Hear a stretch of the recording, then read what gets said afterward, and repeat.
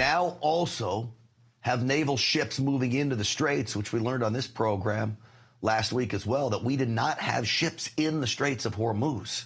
Now we do. And that is all very, very good news. I want to bring in now to discuss this retired Navy intelligence commander. Paul Chabot is with us. Commander, welcome to the program.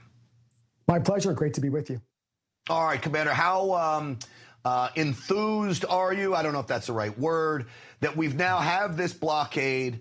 We've got naval ships in the straits, apparently some of them looking for mines. Your thoughts on where we are today? Yeah, look, we've got to go for the win. We've got to bring Iran down to their knees economically. They're not listening to reason. And quite honestly, we have no choice but to go forward. Iran has really forced our hand. And let me also say, we have the full ability through our U.S. Navy and allied partners across the region to absolutely create not only a blockade, but to take Karg Island or other items which you may be hearing about. That without such action, we're going to kick this can down the road for my kids. Most concerning is that Iran was probably a month or two away from reaching 90% uranium enrichment. They admitted to 60% just months ago. So this is a true threat to the free world, and America is on the doorstep, and we've got to finish what we started. All right, you know, I agree with you, Commander, and you may not agree with the war, you may agree with the war. Either way, you got to end it. And the best way to end it, you cut them off economically. I actually think taking Karg Island would be another way to do this as well. I'd probably say don't blow it up so we could end up benefiting from the oil. I don't know if that's thinking too much like President Trump, but take Karg Island, block the ships, you cut them off economically, they have nothing.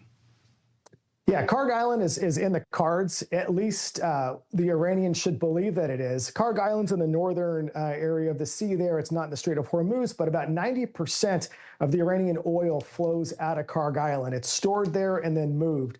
We've got two Marine Expeditionary Units, which are extremely incredible of doing this kind of work. One is already on station, and another is steaming from the Pacific, will likely be in that AOR in the next 10 days. That will align with the 2-week end of ceasefire, which may end shorter than that anyway. So to get the Iranians to think that we can take Karg Island as one, but we've also reversed tables on them by basically saying, we're going to control the strait, we are going to clear the mines, and we are going to lead the way.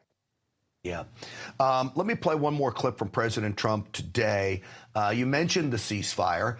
We have some time left on that. Roll that clip. If the deal is not reached by the end of the ceasefire, does your threat from before still stand? Yeah, I don't want to comment on that, but it won't be pleasant for them. Let me put it that way.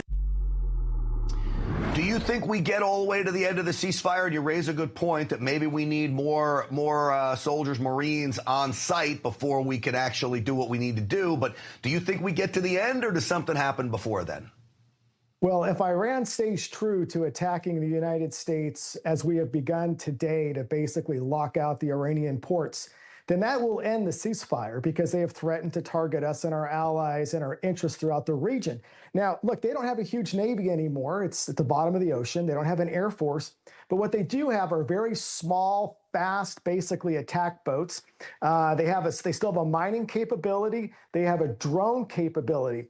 That Strait of Hormuz is about 21 miles. So it's a very narrow area where easily Iran could unconventionally use old school sort of tactics to hit one ship. If you hit one ship in the Strait of Hormuz, that locks everything down again, which is why it's extremely dangerous. But also to remember, we're talking about the world's greatest Navy here, greatest military, our CENTCOM, AOR, we are in theater, our air assets, our intelligence, our collection.